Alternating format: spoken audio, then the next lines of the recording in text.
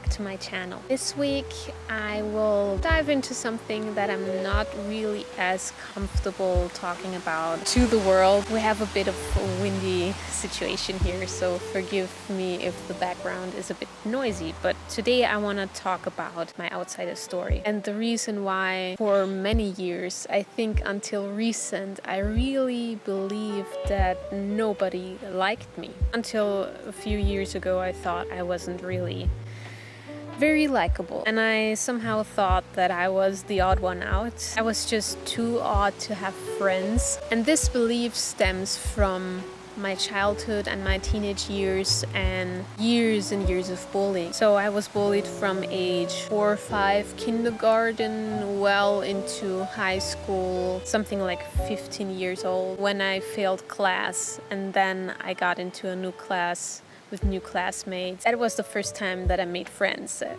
age 15, 16.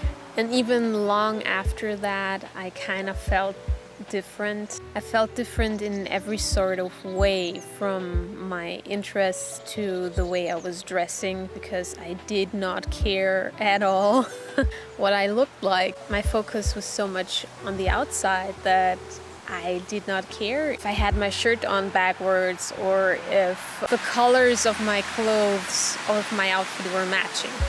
I did not care. As the hormones set in and people went through puberty, I was a late bloomer. I did not start wearing makeup until the age of 14. Really, everything started really early on, and I wasn't really aware of what was happening, but I was very sensitive and very environmentally aware.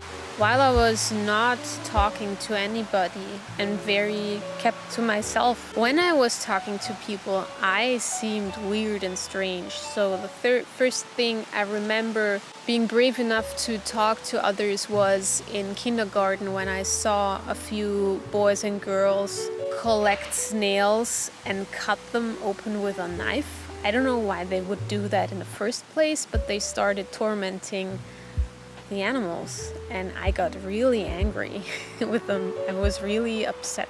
The second thing that happened was somewhere when I was 10 or 11 years old, there was a slideshow presentation in our school from, I think it was the WWF, like not the wrestling thing, but the Environmental Foundation. They had a presentation about animal testing and cosmetics. The whole school saw the presentation, and by the end of it I was in tears and I was so upset and angry. Everyone else was talking about homework and teachers after the presentation, and everything went back to normal, and I was in a trance-like state. I couldn't properly function.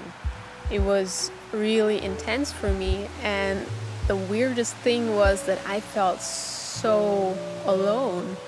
There was nobody to talk to about that because I was an outsider. And also the reactions that I got from my surroundings were like, this is not important, this is boring, let's talk about something else. The next day after this presentation, I remember creating posters about animal rights, and I stuck them to my window because we were living on the main street. People were passing by, they could see those posters and they could read them. Since it was my room, I directly saw the reaction from the people passing by because I was sitting behind those posters. Mostly it was just laughter and nodding heads and not a sign of understanding. That again made me feel really alone in what was going on around me. And in the following years, I became sort of an advocate for the environment and organic food and the importance of salt in the human body. And thank you, Mom, for teaching me all about that. And that, of course, did not help my reputation as the weirdo, given that I was something like 12 to 14 years old talking about these topics. Apart from that, I had to wear a corset because I had scoliosis, and the corset was like around here, and in the back it kind of stood out. Whenever I sat hunched over or I needed to pick something up, you could clearly see the corset, and also it made me look a lot bigger than I actually was. So I got picked on for that as well. I had terrible skin like most teenagers have, but I had it extra bad, or I got picked on for it extra badly. I used words that nobody else really understood. I read a lot. Books were giving me the kind of connection and the inspiration and the fantasy world.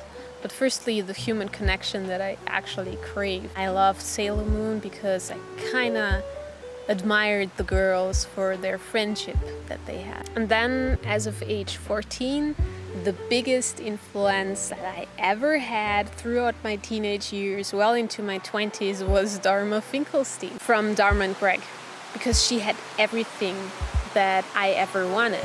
She had loving friends who were accepting her the way she was in all her quirky ways. She had awesome alternative parents that were a little crazy but also supported her in how she was.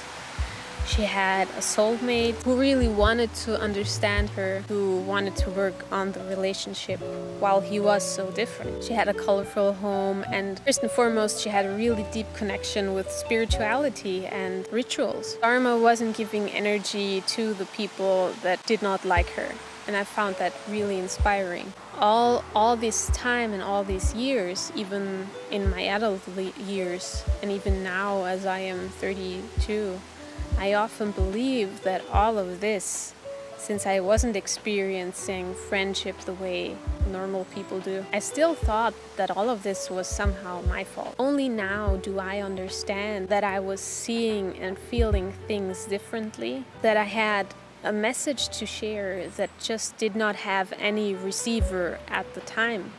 But that doesn't make the message wrong. As a highly sensitive, or as a person that grew up being an outsider, it took me years and years, and even now, to unravel the gifts of what it means to be sensitive and what it means to pick up on spiritual, mystic things that run very deep, and to have anxieties about not really tangible things like the endlessness of the universe, and trying to understand that, and having deep questions in your mind that you do not see in your classmates or in your peer group. If you're feeling alone, know that there are people out there who are just like you. The internet is great for that. Sadly, it wasn't around when I was a teenager. Now there's this possibility to reach out to people and to say, hi, I see you, and I would like to be friends with you. I think it was also Frida Kahlo who said something like, I always felt that I was very weird, but if I am this weird, I can't possibly be the only one who is this weird, and there has to be another girl out there. So if you're the other girl out there feeling weird and alone, know that I am here and thinking of you, and this is a very beautiful way of reaching out to somebody. If you feel like you're the odd one out at the moment, know that there's something within you that is a very different message that not everyone will be able to hear, because it's so new, so different, but also so necessary. Yeah. That's it for this week. Yeah. Thank you for watching. See you soon. Bye-bye.